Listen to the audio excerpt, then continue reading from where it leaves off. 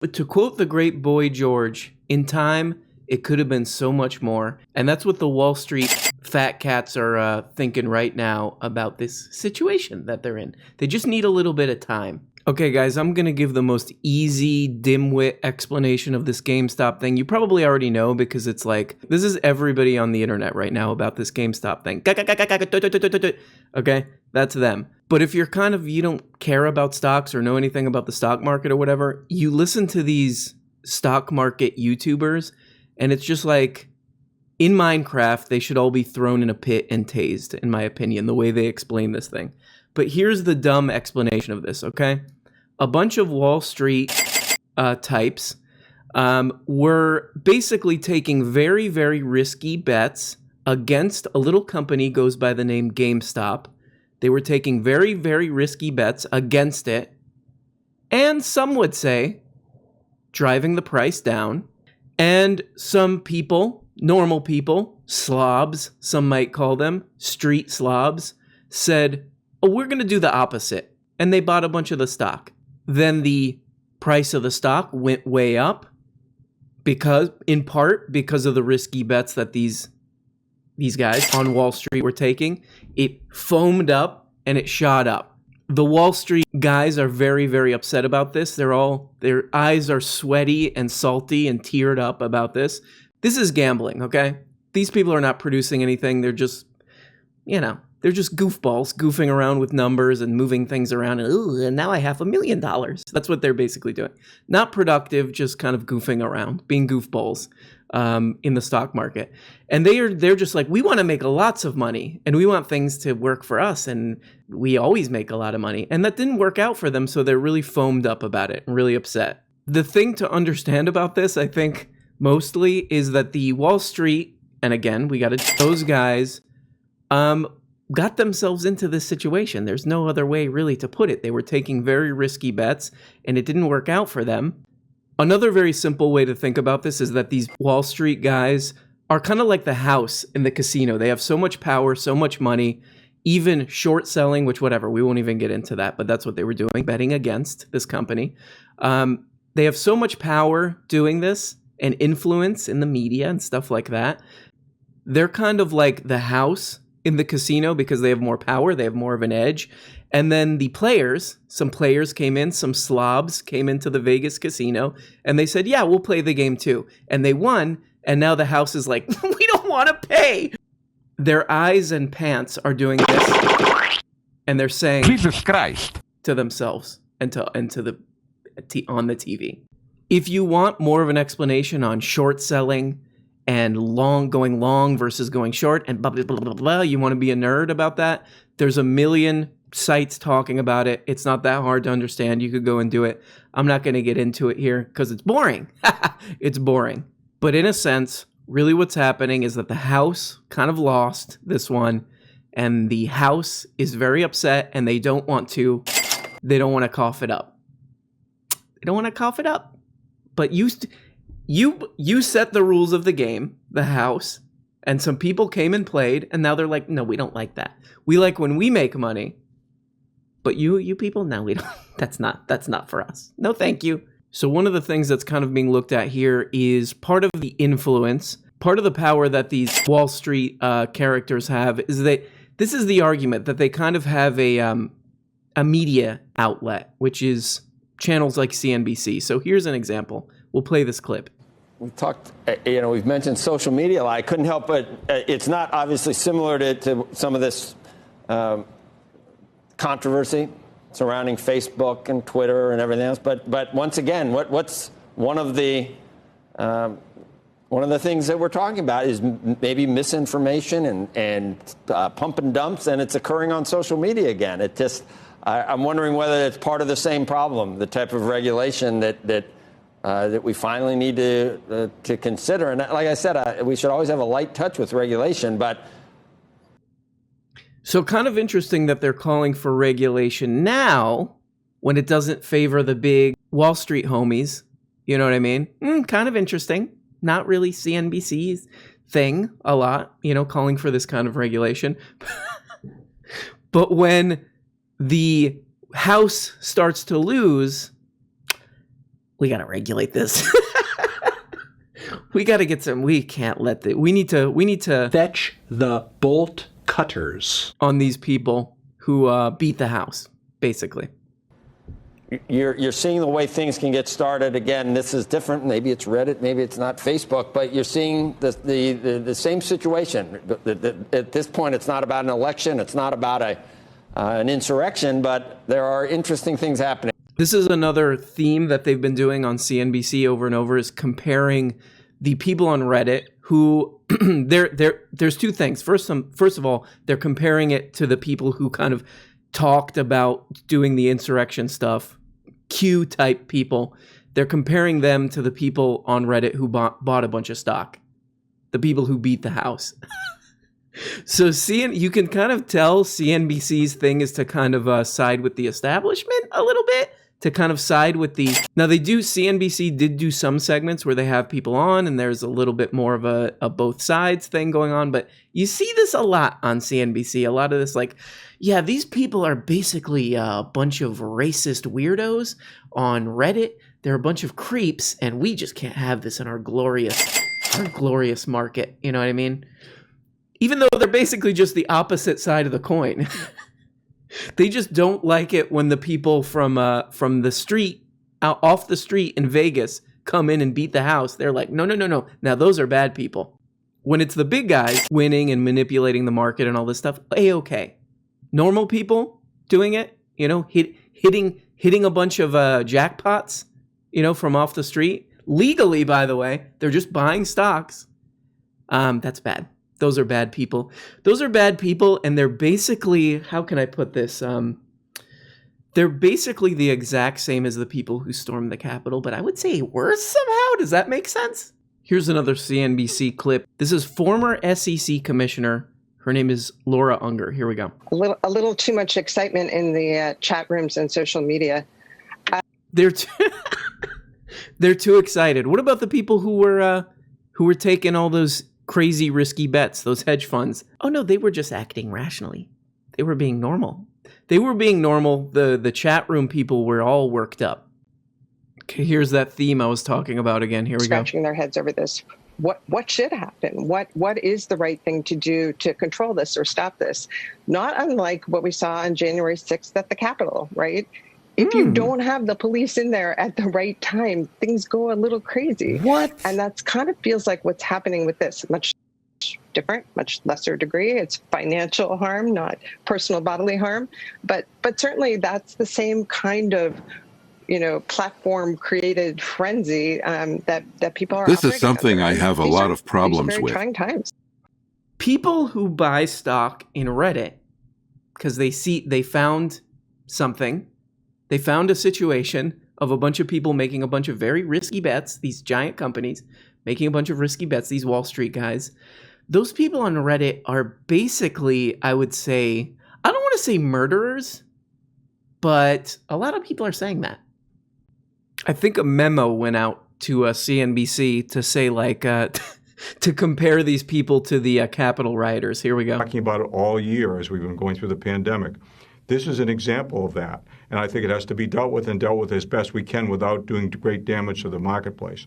Moreover, I think that there is not just a risk to these investors, but there's, as you point out, a lot of this is being fueled by social media. We didn't have that in 1999.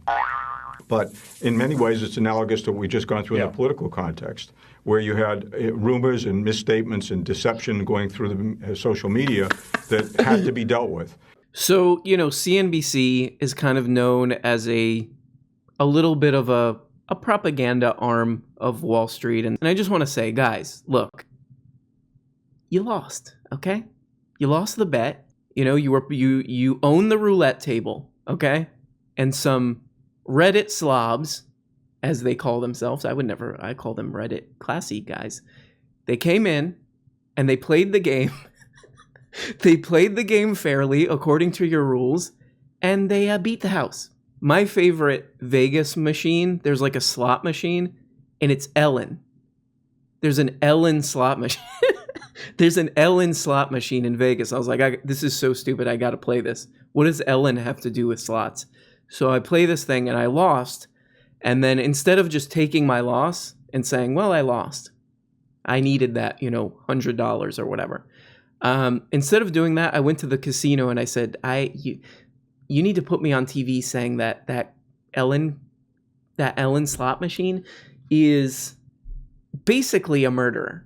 And that Ellen slot machine got together with all the other Ellen slot machines and they broke into the Capitol. Well, they didn't, but they're like those people who broke into the Capitol. The other thing you see a lot on, especially on CNBC, is this sort of like, these people aren't they're not part of the suit and tie class. So they don't, honestly, to me, they don't even deserve to be involved in the market. They should be, we know what they should be doing. Flushing toilets. Here we go. Bring in William Galvin. He is Secretary of the Commonwealth of Massachusetts, calling for a 30-day cooling off period for some of these names. Secretary Galvin, so go into why you believe that we need to maybe just put a hold on GameStop and some others. Well, first of all, it's a great risk to many of the unsophisticated investors who are investing in it, whatever they're based. That's the other thing. These people are unsophisticated. They're basically these people, when they're not investing in stock, and being able to, having the kind of cleverness, I guess you would call it, to spot these weaknesses in the market. When they're not doing that, they are basically trying to open a can of soup, but they can't figure it out because they don't know how to use tools. You know what I mean? They're just like grunting and like bashing the soup can to try to get the delicious soup out. They're unsophisticated. Some of these people don't even wear Brooks Brothers suits. Can you believe that? Ugh, disgusting. Is I've talked to some of these people. I think we've all recognized that the current pandemic has created a unique situation where many people have gotten into day trading who really have no idea exactly what they're doing. These people, they just have too much time on their hands when they're not watching daytime soap operas, these disgusting slobs who are literally just in their PJs, which is, ugh. I mean, these people on Wall Street, we're talking primo suits. We're talking, what would they, Hugo Boss? Is that still a thing for suits? That's what they're wearing. I mean, top of the line. These people on Reddit, some of them are wearing t-shirts. Can you imagine this? These unsophisticated animals.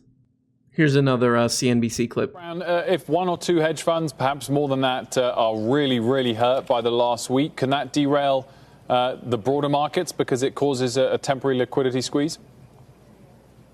No. I like this guy's just like your typical Wolf of Wall Street. No. Nope. He's got a baby Yoda in the background.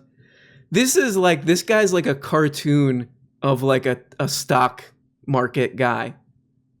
I love it. He's just like squeezed into his suit. He's like, I don't know what. Let's get the money, guys. I think people would benefit from understanding that as new and as novel as this seems, it really isn't anything new. In the 1990s, there was a message board darling called iOmega, maybe the first of its kind, on Yahoo Finance message boards. They took the stock from $1 to like $30. There were people who were fundamentally short.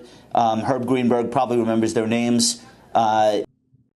This is kind of interesting. You can always kind of see the bias of some of these CNBC hosts. Like they kind of get the message of what CNBC is about. So here, check this out. I don't know where the guardrails should be. Should it be at the exchange?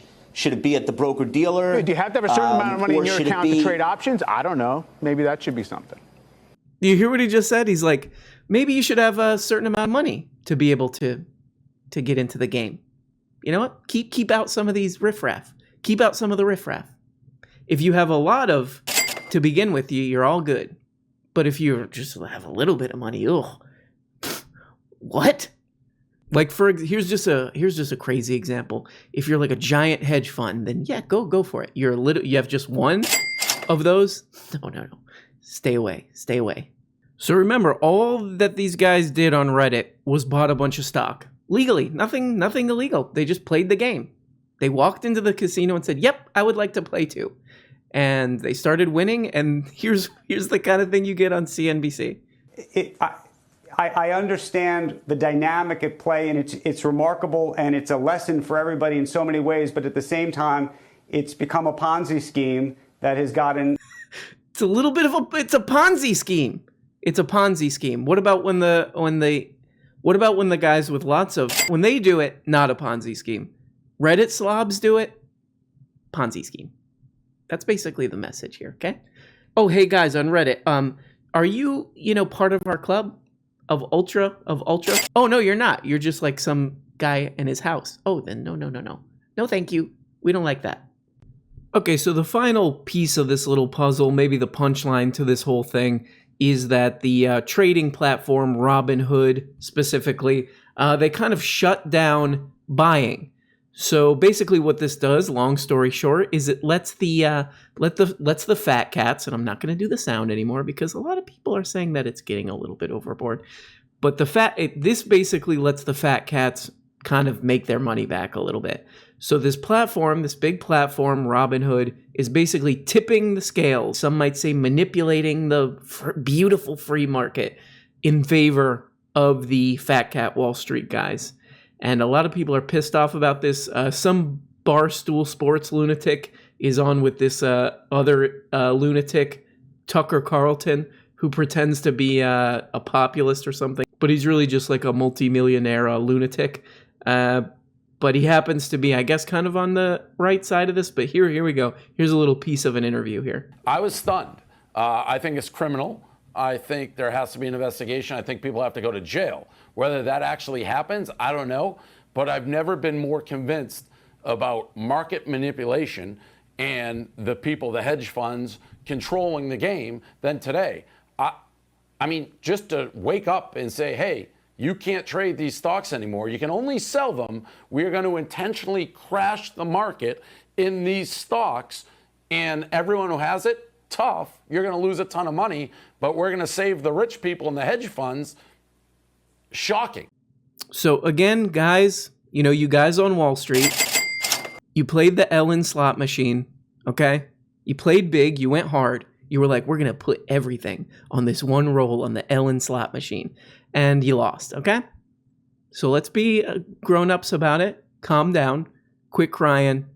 And to you Reddit lunatics, you Reddit weirdos, as I call you, in a loving way, you Reddit guys who are on there, combing through stock stuff all day, I would say, please save some of the money, okay? Save some of that money. Don't go out and buy, a gold-plated Baby Yoda or something. Invest it in good things. Like, here's an example. I just set up a Patreon.com. No, I'm just kidding. And there you go, guys. Just a funny little story about a bunch of goofs gambling, and some of the doofuses lost, and they don't want to cough up the money, and they don't want to... they don't want to take responsibility for their actions. And they're just like, and these same guys are also like we need to be free in the market. Oh, the market starts doing something I don't like. No. Get the government in there. Get that government and regulation in there immediately to do my bidding. Just another example of that we love to see. And hopefully what these guys on Wall Street have been doing the past couple of days is flushing toilets with their money. Okay? So, guys, thank you for watching. I love you. Everybody who watched this, I love you.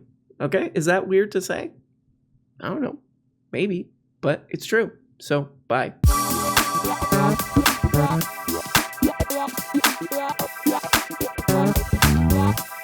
Yeah.